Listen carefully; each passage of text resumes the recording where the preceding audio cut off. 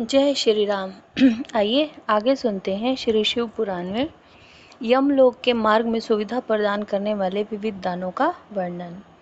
व्यास जी बोले, प्रभु, पापी मनुष्य बड़े दुख से यमलोक के मार्ग में जाते हैं। अब आप मुझे उन धर्मों का परिचय दीजिए जिनसे जीव सुखपूर्वक यम मार्ग पर यात्रा करते हैं। सनत कुमार जी ने कहा, मुने, अपना किया हुआ शुभाशुभ कर्म बिना विचारे विवश होकर भोगना पड़ता है।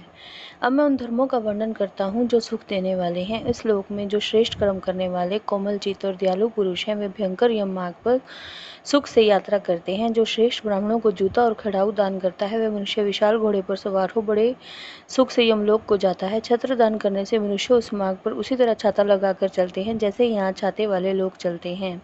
शिविका का दान करने से मनुष्य रथ के द्वारा सुख से यात्रा करते हैं। शैया और आसन का दान करने से दाता यमलोक के मार्ग में विश्राम करते हुए सुखपूर्वक जाता है। जो बगीचे लगाते हैं और छायादार वृक्ष का आरोपण करते हैं अथवा सड़क के किनारे वृक्षारोपण करते हैं, वे धूप में भी बिना कष्ट उठाए यमलोक को जाते हैं। जो मनुष्य फुलवाड़ी लगाते हैं, वे पुष्पक विमान से यात्रा करते हैं। देव मंदिर बनाने वाले उस मार्ग पर घर के भीतर क्रीड़ा करते हैं।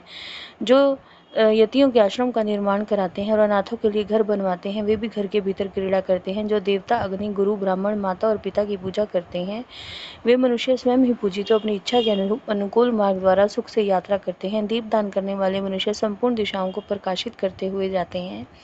ग्रह दान करने से दाता रोग शोक से रहित तो सुखपूर्वक यात्रा करते हैं। गुरुजनों की सेवा करने वाले मानव विश्राम करते हुए जाते हैं। बाजा देने वाले उसी तरह सुख से यात्रा करते हैं मानव अपने घर जा रहे हों। गोदान करने वाले लोग संपूर्ण मनोवांछित वस्तुओं से भरे पूरे मार्ग द्वारा जाते हैं। मनुष्य उस मार्ग पर उस लोक में दिए हुए अन्न पान को ही पाता है। जो किसी को पैर धोने के लिए जल देता है, वैसे मार्ग से जाता है जहाँ जल की सुविधा हो। जो आदरणीय पुरुषों के पैरों में उबटन लगाता है, वह घोड़े की पीठ पर बैठकर यात्रा करता है। व्यास जी, जो पाद्य, अभ्यंग, दीपक, अन्न और घर दान करता है, उसके पास यमराज कभी नहीं जाते।